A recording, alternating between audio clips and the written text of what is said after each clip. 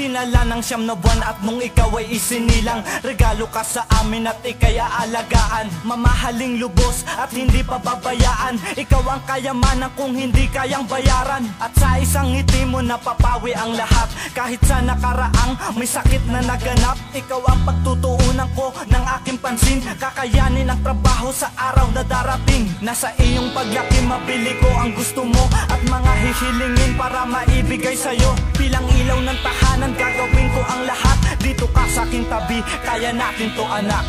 Kahit ano man ang mangyari, pagsubok man ang dumating sa atin, hindi pababayaan, hindi kita iiwan. Anak, pakinggan mo, kaya natin. Lumipas ng mga taon, marami ang nagbago. Ama niya ay bumalik para makausap niya ako. Nasabi niya sa akin kung pwedeng mahiram ang nag-iisang anak namin. Sana naman wag mo sanang pagdamot, yan yung kanyang binigas. Bahagya kong sinundan hanggang sila ay lumabas. Sa mukha niya ay bakas, ang sayang di maipinta. Habang kasama ang anak namin na tuwang-tuwa nang sinabi ko sa kanyang wag ka nang mag-alala. Gumapang man ako sa hirap, siya'y aking madadala. Sa buhay na maginhawa't kinabukasang maganda, di na kita kailangan, kaya naming dalawa kahit wala ka. Kahit ano man ang mangyari,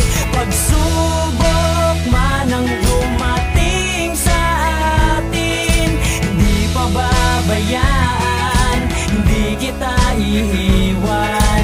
Anak, pakinggan mo, kaya natin. Sa tinagal-tagal na nagdaan ng panahon, bunga ng pinaghirapan ay nakita ko ngayon. Ang iyong paggraduado sa isang paaralan, suot mo ang medalyon na nagbigay ng kasiyahan. Hindi lamang sa akin, kundi sa kanila. Aking inay tuwang-tuwa na siya ring umaruga. Kita sa aking anak, saya sa kanyang muka. At salamat sa lahat, at patawad kung wala ako minsan sa tabi mo. Dahil ako'y naghanap buhay, ikaw ang tanging lakas bumubuo sa aking buhay. Bibigyan ka ng liwanag, wala man ang iyong haligi. Yakap ka lang kay inay, dito ka lang manatili. Pagsubok at hamon sa buhay, lalabanan ko. Basta ikay lagi nandyan, pampalakas ng loob ko. Bawat tamis ng iyong halik, tandaan mo lang lahat. Alang-alang sa iyo ay kakayanin ko, anak.